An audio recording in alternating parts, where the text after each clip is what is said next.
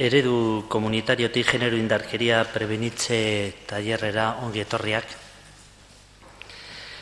Genero indarkeria betikotzen ari dela erakusten duen errealitate sozialaren aurrean, da nik usteak Irla Kanarietan pasan asteburuan gertatutakoak egiaztetzen digula, historian zehar jaso dugun sozializazio moldea gainditze aldera hezkuntza eta praktika hezitzaile ez sexistak bideratzeko gogoeta bide batzuk proposatuko ditugu. Tailerra hau eta honetaz hitz egiteko eta tailerra hau aurrera eramateko bi hizlari ditugu gurekin.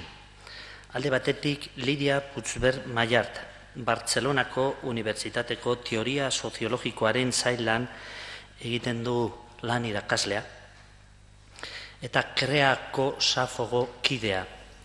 Bestetik daukagu gurekin Luis Amari Puertas Peña, gure artean oso ezaguna, maestra eta informatika zientzietan lizentziatua, lehen eta bigarren hezkuntza irakasle ibili da, eta esperientzia askotan sartun da. Izan da hezkuntza sailaren konbibentzia eta barkatu aniztasun eta elkar bizitza programaren arduraduna, eta momento honetan berdintasun eta genero atalaren arduraduna. Enrique, egunon. Bueno, vamos a intentar, sabéis que en los otros talleres había una parte de ponencia y otra parte de experiencias.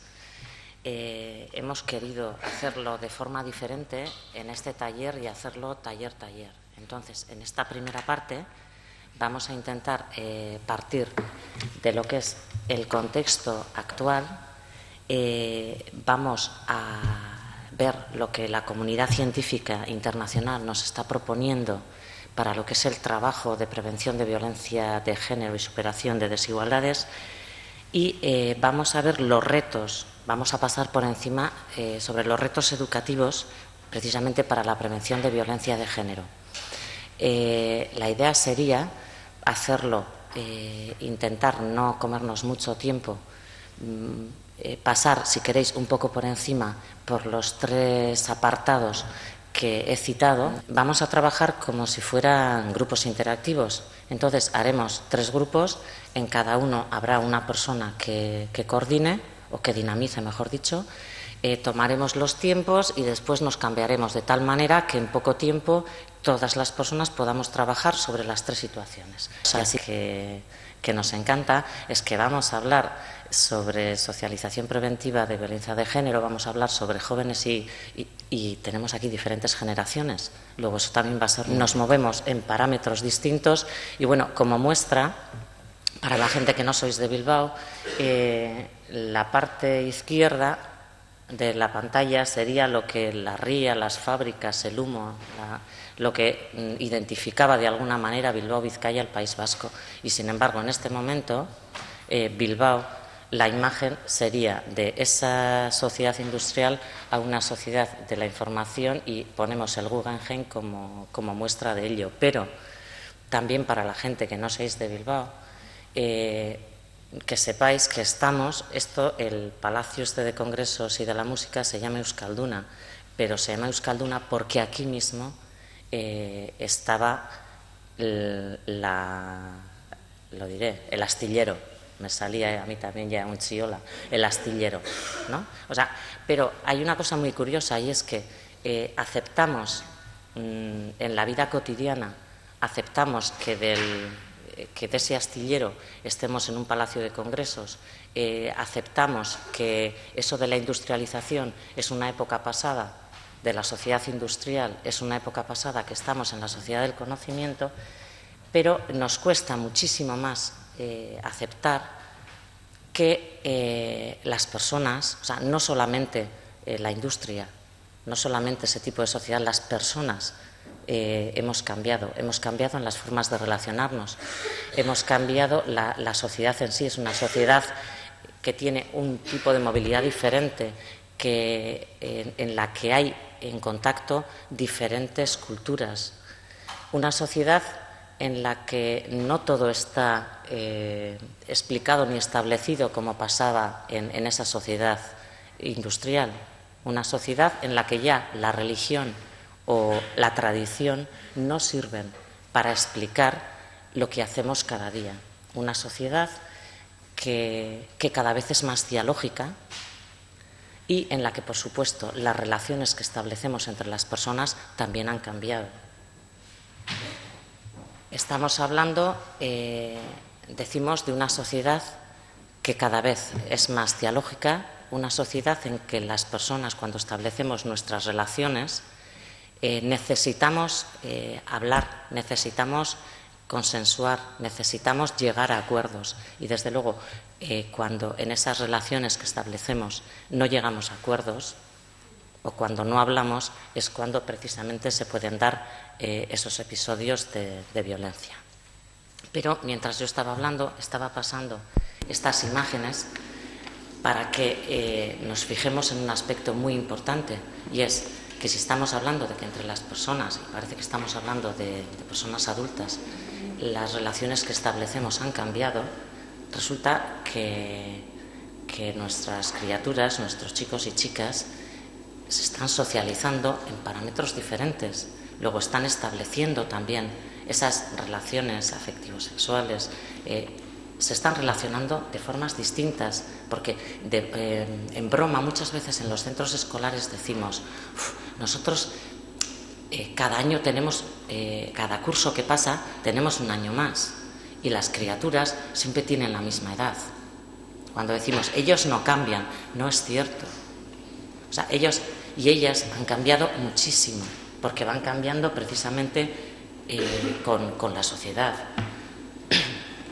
Decía, las fotos que estábamos poniendo, no es lo mismo las fotos anteriores que este tipo de imágenes que son de chicos y chicas de hoy en día. Entonces, perdón.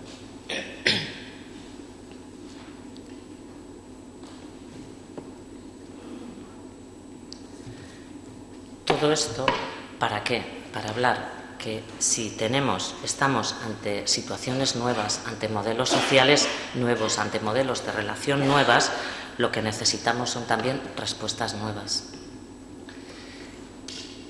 Si hemos hablado de anteriormente la coeducación, porque en los centros escolares hemos hecho coeducación, hemos intentado hacer prácticas no sexistas, pero estábamos hablando y estábamos intentando identificar qué barreras existían precisamente para esa educación no sexista, y estábamos intentando trabajar para superar las mismas, pero sin decir que ese aspecto esté superado, porque no, pero nos encontramos ante una realidad nueva, y en esta nueva realidad, sin abandonar el objetivo anterior, tenemos que tener claro otro muy importante, y es el trabajar para la prevención de la violencia de género.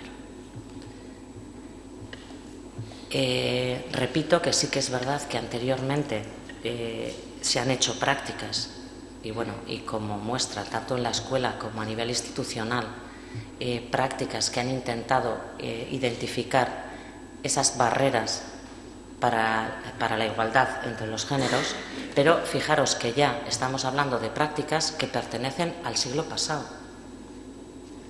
Y estamos hablando, como podéis ver en parte del cartel, que hablábamos que la educación puede ser el principio de la desigualdad. O es posible, precisamente por estas prácticas que se hicieron, que se den realidades de este tipo, que tanto a un niño se le ocurra que en una clase de matemáticas pueda decir, en un ejemplo de igualdad, que un niño es igual a una niña, pero tan importante como eso es que el profesor haya puesto lo del mates, bien, Juan, bien, no se lo ha tachado. O sea, el profe de mates ha sido capaz también de identificar esta situación. Pero decimos que si ese tipo de prácticas que hacíamos anteriormente sí que han servido para cambiar algunas realidades, nos encontramos ahora con el tema que sobre violencia de género se ha hecho muy, muy poquito. Si veis, en las distintas comunidades sí que hay campañas, sí que hay muchos materiales, casi todos ellos hechos desde los institutos de igualdad, como es el caso aquí en el País Vasco, que desde Emakunde puso en marcha de forma experimental primero y ahora están trabajando en 38 centros sobre prevención de violencia de género. Pero fijaros que empezaron trabajando en secundaria con un programa que se llamaba Pareco. Intentaron investigar qué tipo de relaciones se estaban dando, estaban surgiendo, creándose entre los chicos, entre las chicas mismas, entre los chicos, y de la investigación que hicieron se llevaron bastante susto y decidieron que tenían que empezar inmediatamente a trabajar con las criaturas de primaria. Bien, pero sigue siendo el instituto, o sea, Emakunde, lo que sería el Instituto de las Donas o cualquiera de los institutos de igualdad. Pero fijaros que en la escuela todavía seguimos sin ponernos las pilas, como solemos decir, y afrontar la situación de cara. Los datos, y este es un informe del 2005, de la Comisión para la Investigación de Malos Tratos, resulta que vemos que el 40% de las denuncias de malos tratos son de mujeres menores de 30 años. O sea, ese mito que teníamos de que las mujeres maltratadas eran las que tenían poca independencia económica, poco nivel académico, eran mujeres de 40 para adelante, pues bueno, o sea, es que no cambia solamente lo del Guggenheim y la ría y las industrias, sino, decíamos, ha cambiado todo, y esto también, y no para bien. Fijaros que todavía, y eso fue algo que lo descubrió también en esa investigación que estuvo haciendo Emakunde cuando en los institutos pasaron una serie de encuestas, pues vemos todavía que el 80% de mujeres jóvenes y un 75% de hombres jóvenes no relacionan la falta de amor con el maltrato y siguen pensando que se puede causar violencia a alguien a quien queremos. O sea, en este tema seguimos todavía en el de la maté porque era mía y quien bien te quiere te hará llorar y todo ese tipo de creencias, de falsas creencias en las que nos hemos socializado nosotras. Pero fijaros que en este momento y hace unos años que en los centros escolares, con todo el tema del bullying, todo el susto que nos dimos a la hora de tener que reconocer que es verdad que hay un 30% de acoso escolar entre iguales, y bueno, después de todo este susto resulta que seguimos sin analizar que la mayor parte de ese acoso entre iguales tiene que ver con relaciones de desigualdad. Tiene que ver con las relaciones que establecen los chicos y las chicas hoy en día, o entre las chicas, entre los chicos. Y otra cosa que también tiene que ver con esa cultura en la que nosotros estamos socializando o ayudando a que esas criaturas se socialicen, tiene que ver con el que el 39% decíamos, si un amigo suyo, el que dice que no se tiene por qué meter en peleas, si un amigo suyo está ante una situación de esta, desde luego que tienen que entrar a apoyarles. Y es lo mismo que a las criaturas les decimos, tú no pegues, pero si te pegan, defiéndete. Esta es un poco la herencia que tienen todas estas generaciones, pero cuidado, en las nuevas generaciones se están socializando en una realidad diferente y en una realidad que las personas adultas que desde los centros escolares conocemos muy poquito, muy poquito. Y es todo lo que tiene que ver el mundo que crean, el mundo de relaciones que crean alrededor de lo que es Internet, de lo que son las tecnologías de la comunicación y de la información, o lo que son a través de los medios de comunicación. Y tenéis ejemplos de lo que ellos leen y ellas leen en diferentes revistas, ¿no? O en concreto, un ejemplo de fotolog de adolescentes, que luego, por cierto, en concreto, esta situación va a ser una de las que vayamos a trabajar. Entonces, la salto y después, como os vamos a entregar una a cada una, nos da tiempo de leerla.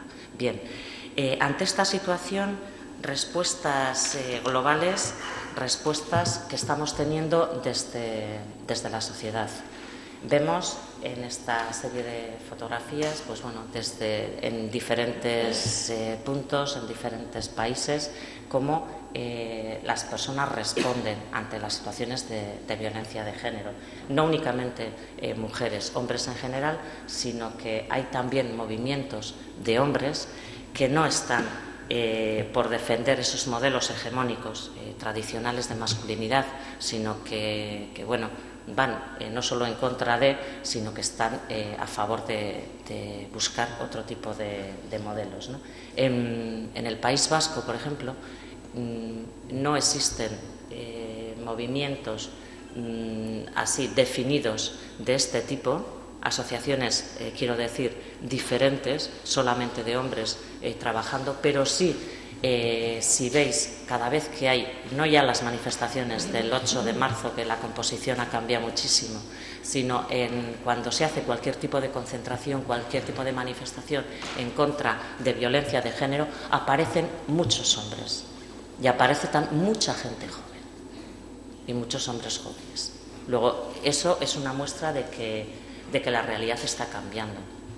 Desde la comunidad científica internacional, desde luego, es lo que nos están diciendo cada día. Lo que decíamos antes, si estamos ante sociedades multiculturales, estamos ante sociedades que cada vez sean más dialógicas, pues es precisamente lo que desde la comunidad científica nos están diciendo. Nos están diciendo que tengamos coherencia con esas nuevas situaciones, que lo que tendríamos que hacer es radicalizar el principio de universalización, lo que tiene que ver con que, lo que he dicho al principio, lo del que entre todas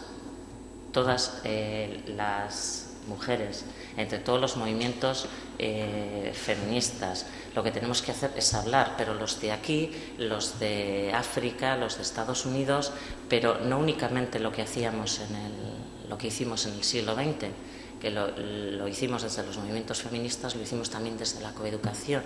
Fue más desde los grupos de mujeres más concienciadas o más academia, más desde la academia o desde las maestras, desde las profesoras, las que de alguna manera decíamos a las niñas, a sus madres y al resto qué es lo que tenían que hacer precisamente para superar esas desigualdades o para caminar hacia el no sexismo. Ahora estamos planteando, se necesitan todas las voces, se necesitan todas las mujeres de cualquier clase social, nivel académico, etnia o edad, ¿no?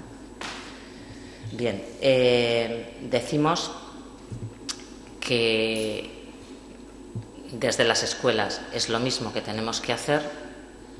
Tenemos que intentar que todas las voces, dar voz, por eso hablamos del modelo comunitario. Necesitamos a las madres, necesitamos a las niñas, necesitamos entre las maestras, entre las profesoras, las voluntarias, pero necesitamos también a las hermanas de 14 años, porque a las criaturas de 9 o de 10, si tienen alguna vivencia de tipo violencia, no vamos a ser nosotras las que nos van a contar. O sea, van a ser a sus hermanas a las que seguramente se van a acercar. Necesitamos a esas personas, necesitamos a las jóvenes, necesitamos para que nos estén ayudando a la hora de comunicarnos y de poder llegar a acuerdos. Las investigaciones que estamos desarrollando y que se están desarrollando a nivel internacional dentro de lo que sería la comunidad científica. Un poco para que veáis también pues, que estos datos o estas indicaciones que iba dando son una problemática que genera preocupación a la comunidad científica internacional y que trata también de visibilizar cuál es la realidad y qué cosas pues desde a nivel internacional se están haciendo. Entonces, algunos de los datos me los voy a saltar porque tampoco tenemos mucho tiempo, pero simplemente para que tengáis una idea, hay muchas investigaciones a nivel internacional que están empezando a centrarse en los colectivos de jóvenes y adolescentes, precisamente porque son, como antes os contaban, colectivos que hasta hace muy poco considerábamos que, puesto que ya habían pasado por un proceso de coeducación, ya habían resuelto muchos problemas, ¿no? Y lo que estamos viendo ahora es que hay algunos temas muy importantes que siguen estar sin resolver. Entonces, bueno, simplemente algunas investigaciones en Canadá pues plantean precisamente cómo existe, bueno, el hecho de ser mujer, por ejemplo, y ser mujer joven, pues sigue siendo objeto de agresión sexual. O en Estados Unidos, investigaciones que plantean cómo las mujeres, las adolescentes universitarias siguen sufriendo abusos o situaciones no deseadas, desde besos y caricias hasta relaciones sexuales, ¿no? Y cómo precisamente en colectivos de mujeres universitarias siguen siendo mujeres que no denuncian esas situaciones, ¿no? Es decir, no es fácil explicitar situaciones vinculadas a violencia de género también por la presión social y el miedo que existe a explicitarlo. Existen más investigaciones en las que las jóvenes se demuestra que son las que reciben ataques. Y yo me centraría en esta, por ejemplo, unas investigaciones en las que, bueno, una temática que también en algún momento deberemos empezar a trabajar aquí, que todavía no nos planteamos, es que muchas veces cuando unimos o cuando planteamos violencia de género, lo hacemos solo cuando hablamos de relaciones de pareja, parejas estables. Entonces, las investigaciones internacionales cada vez plantean más que la violencia de género no solo se da en ese tipo de relaciones, sino que se da muchísimo en relaciones no estables, en lo que a nivel internacional se llama citas, relaciones esporádicas, que es un mundo en el que todavía aquí nos falta muchísimo para investigar, ¿no? Entonces, entre las investigaciones que allí se están desarrollando en relación a este tipo de relaciones, se está descubriendo precisamente estas notas que aparecen aquí, ¿no? Las chicas que en el instituto habían sufrido agresiones tenían más riesgo de sufrirlas en el primer año de universidad y así sucesivamente. Y por lo tanto, la posibilidad de ser víctima en la juventud tiene que ver con unas relaciones violentas en la adolescencia por encima de los malos tratos en la infancia. O sea, es el primer aprendizaje amoroso el que incide más en las siguientes relaciones. Este planteamiento, que a nivel internacional es algo que ya se asume porque las investigaciones así lo demuestran, es algo que aquí todavía nos cuesta entender o nos cuestiona muchísimas cosas. Es decir, que sean el tipo de relaciones que establecemos, que establecen los y las adolescentes, los que favorecen o impiden unas relaciones fuera de la violencia de género. Por eso, datos que constatan las investigaciones es, por ejemplo, esto, ¿no? Que en la adolescencia y en las citas se está dando una violencia que está ligada al primer aprendizaje en el amor y en el sexo, que influye poderosamente en la posterior violencia, ¿no? Estos son datos que demuestran algunas investigaciones y que se constatan también en las investigaciones que se realizan con los jóvenes a través de relatos de vida o en grupos de discusión comunicativa que establecemos con ellos y con ellas. Otra de las líneas de trabajo que desde estas investigaciones se plantea es cómo el hecho de que las mujeres denuncien más o se expliciten más estas situaciones depende mucho del contexto en el que están. Es decir, si hay un incremento de la intervención comunitaria, esto favorece que los adolescentes se atrevan a plantear las situaciones que viven. Por lo tanto, la importancia de apoyar a las víctimas y a todas las personas, grupos e instituciones que se solidarizan con las víctimas es clave para que estos adolescentes y estas adolescentes o estas personas adultas se atrevan. Eso lo podéis ligar o luego lo podemos volver a conectar con la realidad de los centros educativos. ¿Existe esa solidaridad en nuestros centros educativos? Sería una cuestión que luego podemos volver a recomendar.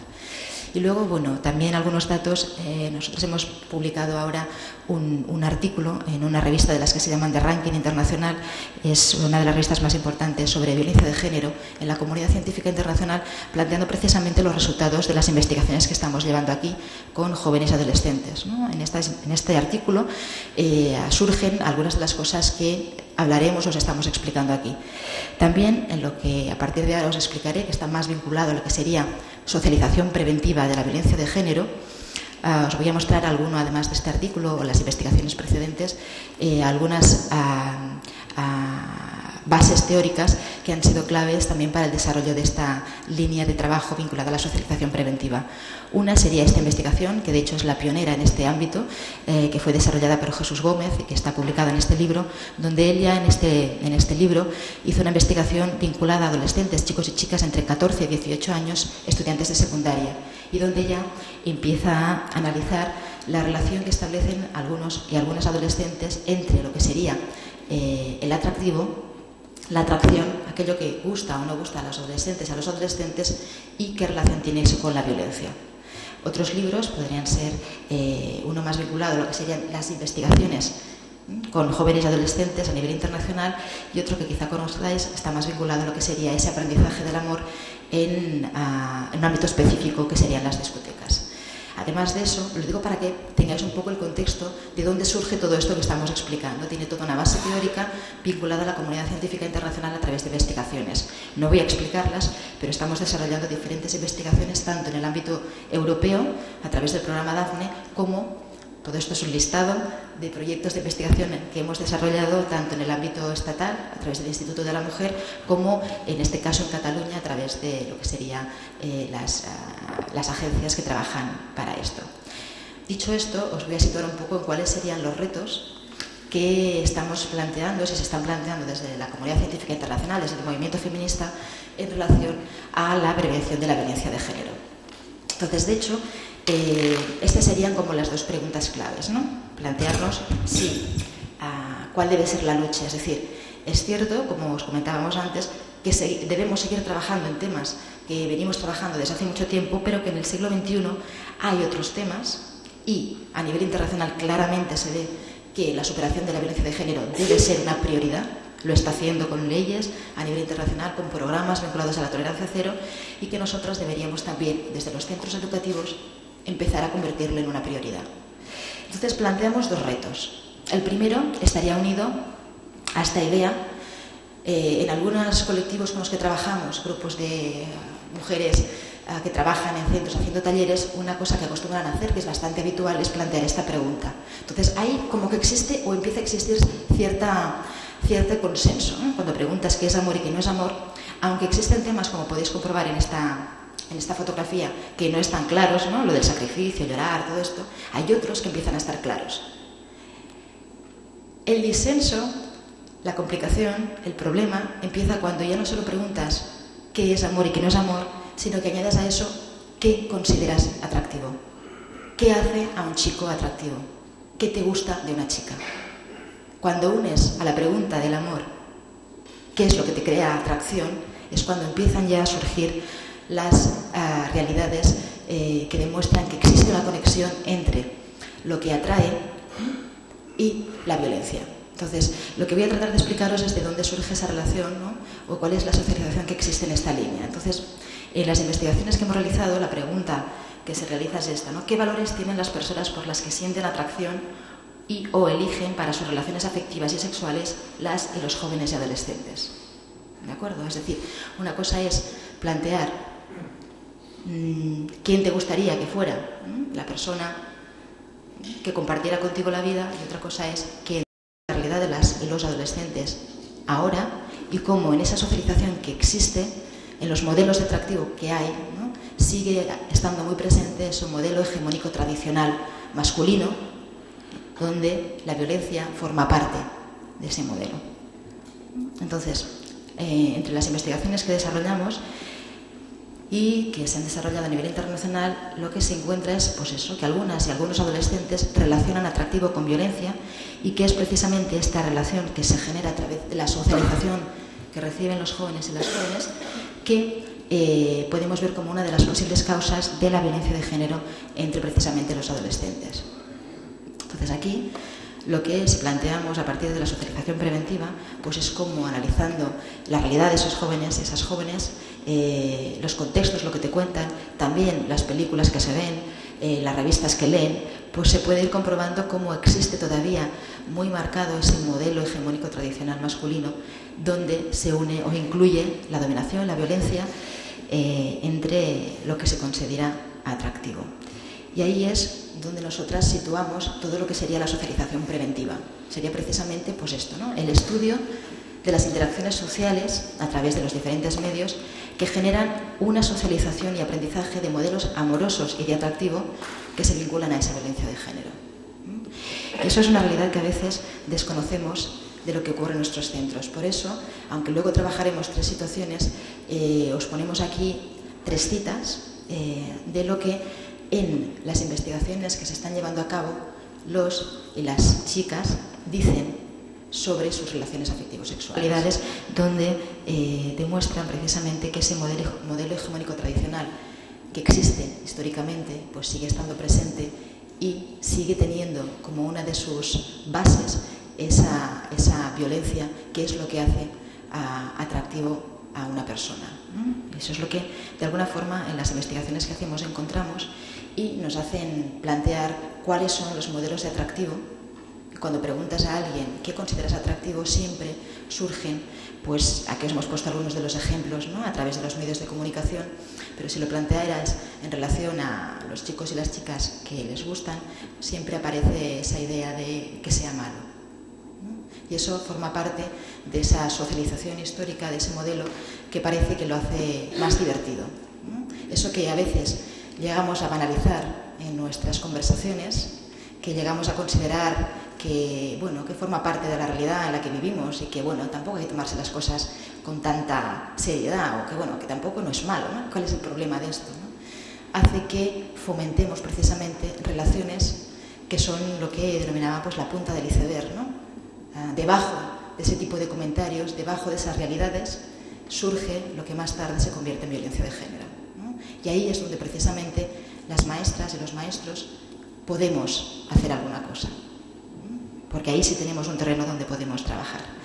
Y ahí es un poco lo que os pongo aquí, una cita de Jesús Gómez, donde plantea el derecho que tienen todas las jóvenes y todos los jóvenes a desarrollar unas relaciones afectivo-sexuales satisfactorias, que precisamente, bueno, ellos escogerán, pero al menos que esa tradición, ¿no?, en un modelo hegemónico tradicional vinculado a la violencia, no sea algo que decidamos mantener porque ha estado así toda la vida, sino que seamos capaces, ¿no?, de cambiar, como hemos cambiado otras cosas desde el feminismo, ¿no? Es simplemente que identificamos que eso existe y que, por lo tanto, identificándolo, decidamos si queremos mantenerlo o no. Para eso planteamos como retos, pues, dos posibilidades. Una es socializar para la violencia de género y otra es socializar para lo contrario, ¿no?, para la prevención de la violencia de género. Si hacemos lo primero, ¿no?, o sea, seguimos haciendo un poco lo que se ha hecho hasta ahora, pues lo que haremos es promover o considerar como lo lógico, lo que existe, lo que ha existido siempre, pues establecer relaciones con personas que encarnan precisamente ese modelo de masculinidad tradicional, y rechazaremos personas con valores opuestos a esa socialización hegemónica tradicional, que es lo que hace precisamente socializar en el deseo hacia personas que nos desprecian. Ese sería un poquito mantener esa socialización para la violencia. En cambio, podemos hacer cosas mucho más transformadoras, como las que ha hecho siempre el movimiento feminista, como las que hemos hecho, ¿no? Y es socializar precisamente en lo contrario, ¿no? La socialización preventiva de la violencia de género se da cuando se fomentan o se plantean relaciones basadas en la igualdad, en la libertad sexual y en la solidaridad femenina con personas que no siguen el modelo de masculinidad tradicional hegemónico. Es tan simple, si queréis, como eso, ¿no? Es decir, cuando luego lo veréis con palabras de alguno de los autores, cómo podemos, desde los centros educativos, fomentar un modelo de masculinidad que esté alejado del que ha existido tradicionalmente. Y eso significa, pues, un amor sin violencia, amar y desear, ¿no?, la idea del deseo, la elección y el deseo y la atracción a quienes aman y rechazar a quienes nos desprecian, y también, y muy importante, unir atracción y elección, ¿vale? Para eso, para ir un poco más rápida, se puede hacer o plantear de diferentes maneras. Algunas de las investigaciones proponen trabajos, pues, primero hablar del tema, ¿no?, plantear que eso existe, que esa relación está presente en algunas y algunos adolescentes y que, por lo tanto, es bueno explicitarlo, y luego se puede hacer también a través de las teorías o a través de análisis de diversas cosas. Pero uno de los objetivos claves sería precisamente esto, una actitud que desde los centros podríamos tomar, y que creo que con solo tomar esta actitud, pues la realidad educativa cambiaría mucho y luego lo podremos plantear en las situaciones. Si conseguimos desde los centros educativos, y esto lo plantean también las adolescentes, cuando hablan entre ellas, vaciar de atractivo la violencia y dotar de atractivo las personas en las relaciones igualitarias, la violencia de género que se produce entre jóvenes y adolescentes se reducirá terriblemente. Ese sería uno de los retos, precisamente, cómo podemos plantear esto. El segundo reto iríamos unido a lo que planteábamos al inicio de la cita, ¿no? Para hacer precisamente, para conseguir dotar de atractivo o quitar mejor el atractivo a la violencia, ¿no? Que es lo que ha existido toda la vida, para hacer ese cambio social que ya toca en el siglo XXI, podemos hacerlo, tratar de hacerlo como lo hemos hecho hasta ahora, o podemos tratar de hacerlo pues como toca también en el siglo en que vivimos, ¿no? Y una es conociendo la realidad de esas jóvenes y esos jóvenes, no quedándonos en las prácticas preinformacionales, ¿no? Sabiendo cómo se relacionan, en qué ámbitos, ¿no? En qué espacios, ¿no? A través de todo el espacio virtual. A veces nos planteamos enseñar a hacerles un blog cuando los adolescentes ya llevan años teniendo su propio blog. Entonces, entrar en ese ámbito, ¿no? Conocer esa realidad, pero también hacerlo como planteábamos antes, ¿no? Entre todas y todos, ¿no? Es decir, habría que, por un lado, plantear temas donde todas las personas, donde no hacemos aquello de dejar a las madres y a las niñas fuera, ¿no? Y las maestras decidir lo que debemos hacer, sino incluir las voces de todas para hacerlo y hacerlo desde las prácticas actuales, ¿no? Y desde los medios que existen en la realidad actual, que es lo que luego trataremos de hacer con las situaciones. Pero ahora sí que lo que habíamos planteado era que también, como os explicaba al principio, una de las investigaciones pioneras en este ámbito fue la que desarrolló Jesús Gómez a partir de que concretó en una de sus obras, que es esta. Entonces, os hemos traído también, porque nos parecía interesante y porque además Jesús Gómez lo explicaba de forma muy clara, cuál, ¿no? Es este trabajo que realizamos desde la socialización preventiva. Entonces, cuando planteamos el taller, decidimos que además de haber dos voces, nos parecía correcto que estuviera la suya. Y lo que vamos a hacer es pasaros una pequeña grabación donde los temas que yo os he explicado más como resultados casi, él los plantea desde la propia investigación y las voces de los adolescentes. Entonces, creo que con su explicación quedará más claro lo que planteamos. Entonces, vamos a escucharle a él también. Cuando nacemos, a nosotros no estamos ni enamorados, ni estamos tendentes a enamorarnos de un tipo de personas o de otro. Al nacer, nadie te dice, mira, tú Luisa, te vas a enamorar de gente señorita o de gente que es buena. No sabes de quién te vas a enamorar, porque todavía no se ha creado en ti ningún proceso socializador que cada que le guste más una cosa que otra. Tampoco al nacer te dicen, te va a gustar la comida salada, porque todavía no te has acostumbrado a la comida que carne más. Ni tampoco si te gustará el verde o el amarillo o un montón de cosas. No sé si me explico. Es decir, lo que te va a ocurrir en el amor es algo que te ve pasando desde el mismo momento que naces, conforme lo que estás viendo, todo lo que estás captando, que estás oyendo y estás viendo. Y de acuerdo a eso serán tus gustos, serán tus deseos. Por lo tanto, si hemos tenido una socialización que nos ha enseñado a enamorarnos de aquellas personas que nos hacen daño, o cambiamos esos gustos, esos deseos, o lo tenemos de mal.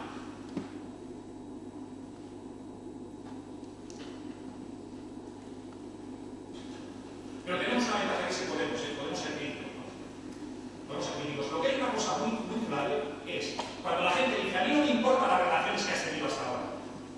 Has tenido 5 relaciones horrorosas, 10 años de tu vida hechas un calvario, pero ahora estamos tú y yo y pasa la pelota. Vamos a partir de cero. Esto no es salvaje, esto ya es surrealismo. O sea, si tú no sabes lo que ha pasado hasta este momento, quiere decir que no le das importancia a lo importante, que eres el resultado de ese proceso de socialización. Voy a poner un ejemplo malo. Como ya es malo, ya lo sabéis, no os podéis entender mucho conmigo, al menos no demasiado. Cuando tú te acostumbras a comer salado y te pasas 10 años comiendo salado, comes salado, y a que alguien te diga, no importa, ahora nuestra relación culinaria es nueva, hay que hacer pelotazo de tu casa sin tu masa. Vamos, no quieres dinero. Influencia los medios de comunicación, la familia, la escuela y el grupo de iguales, el grupo de amigas. Depende. Si por ejemplo tú estás en un ambiente en el que estás mucho tiempo con el grupo de iguales y con la familia, pues va a permanecer. Tienes unos amigos y amigas que toda la vida, muy buena gente, que está bien, siempre has pensado cosas bonitas. Con la familia, pues coméis y cenéis normalmente juntos. Y ahora entre la comida y la cena se habla, ¿no? Y cómo estás, y tal, pues te gusta hacer, y por qué te gusta, pues no sé qué. Si eso es habitual, también es habitual que haya una especie de posición crítica delante de esa violencia que llevan los medios de comunicación u otros medios.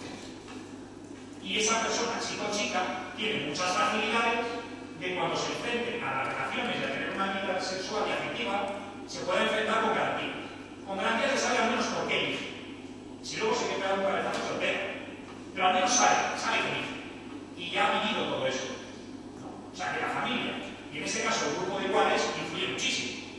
Pero en un caso muy habitual, por ejemplo, en las grandes ciudades, Barcelona, Madrid, lo que queráis, una gran ciudad, que trabaja el padre, trabaja la madre, tiene horarios raros, el hijo viene, cenan siempre por libre, comen por libre y nunca están juntos. Y si alguna vez coinciden, no hablan con nadie. ¿No? Pues claro, si eso es así, si existe esa falta tan grande de comunicación y no hay ninguna postura crítica delante de esos medios, delante de toda esa violencia que se nos echa encima, lógicamente esas personas no van a tener unas perspectivas favorables para enfrentarse a esas relaciones, porque le van a parecer de lo más natural, que parecerá absolutamente normal enamorarse de aquel individuo. Si es lo lógico, todas mis amigas dicen, mira, ¿cómo está? Claro, es que el tema es muy duro, ¿eh? De alguna manera lo que nosotros queremos demostrar en la investigación se demuestra, es que el amor es social y por lo tanto, si no es instinto, si no es química, si no es rayo, sino que es social, es algo que lo estamos adquiriendo. Y entonces podemos ser críticos y críticas con eso que estamos adquiriendo. Es decir, vemos una película, hacemos un cineforum en la escuela, donde sea, padres, madres, alumnado, profesorado, y se ve. Y dices, mira, ¿ves los valores del chico? Que en teoría es el atractivo. Siempre está relacionado con la violencia, es el que manda, es el poderoso, tal. No son los valores que queremos. En cambio, mira, ¿ves aquel que aparece como el cartonazos, que no vale para nada? Que es el bueno, el majo, el amigo. No sé. De alguna manera tenemos que ser críticas y críticos con eso que estamos viendo, al menos para identificar que nos están diciendo que nos enamoremos de aquellas personas que nos van a tratar mal. Y que vamos a llamar cartonazos o vamos a despreciar aquellas que realmente son las buenas, las que nos quieren, las que están siempre, las fieles, etc. Porque si no hacemos eso, vamos creciendo con la sensación natural de que aquellas personas que nos gustan, claro, es normal, son los que están buenos, los que están buenos, son los que nos gustan. Y no las otras. Y eso no es natural, ni es biología, ni es química, ni nada que se le parezca. Es social. Pero tiene una buena noticia, que si es social se puede cambiar.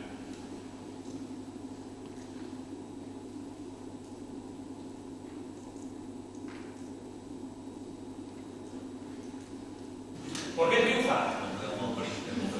Sí, triunfa porque lo que estamos hablando nosotros ahora no se habla. Esto no se hace.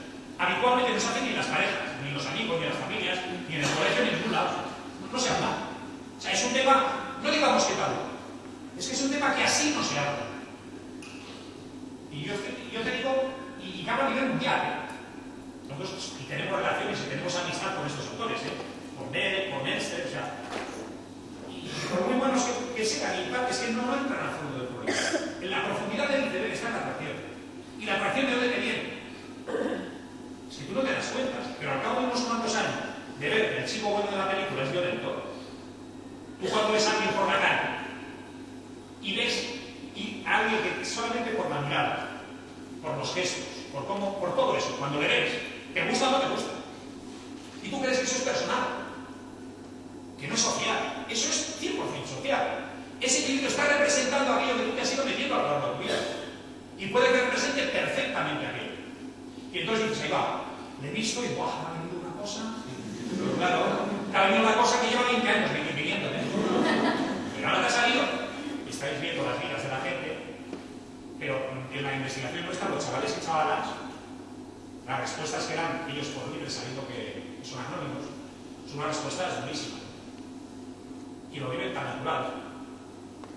Y entonces cuando empiezas a hablar, a discutir, a debatir, me dicen, ahí vas al pueblo, ¿no? No habíamos pensado nunca esto. No nos habíamos dado cuenta. Ah, o sea que no es así. Digo, no. Tú si eres chico, probablemente te dicen que te enamores de las guapas, de las que están bien, de las que están buenas.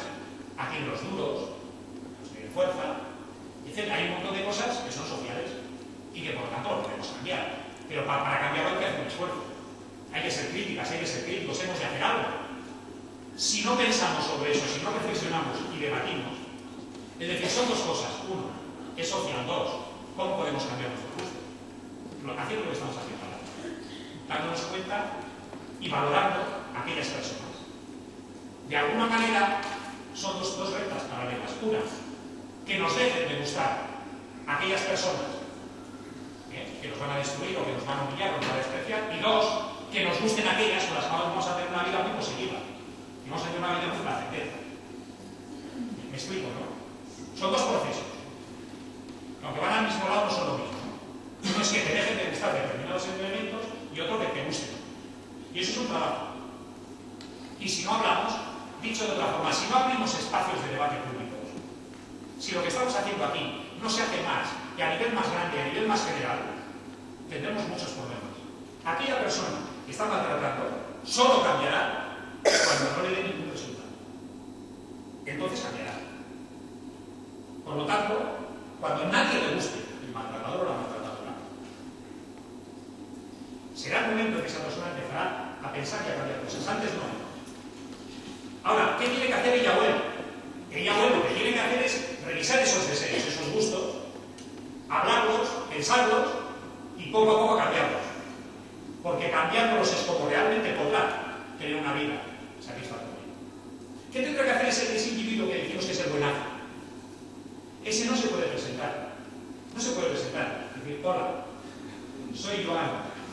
Y qué suerte de estar contigo, que me dices 5 minutos y ya sé que no traigo y además soy aburrido y bueno. Con esto.